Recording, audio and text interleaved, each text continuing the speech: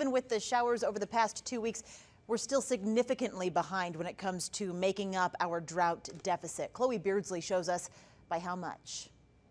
Well, here's a look at the precipitation in Reno since the 4-year dry spell started in October of 2011. Now, the recent rains have helped just a little bit, but it hasn't completely gotten us out of our drought. You can see we still have to make up right around a foot of precipitation, and right now we're currently sitting at just over 17 inches over the span of 4 years. Now, for the Lake Tahoe area, it's a bit of a different story because of a very low snowpack.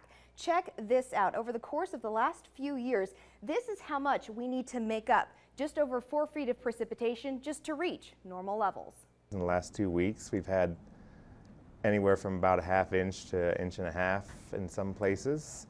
Mark Deutschendorf with the National Weather Service says the recent rains are just a short-term fix. It would delay the onset of the high risk for fire spread.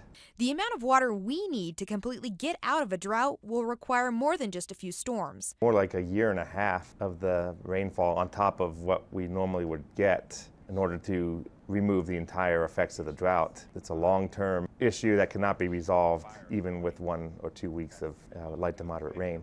Forecasters say the best time to get relief from the drought is during the winter months. Drought relief is very difficult to do in the summertime because it is so dependent on snowpack, and snowpack doesn't last in the summer.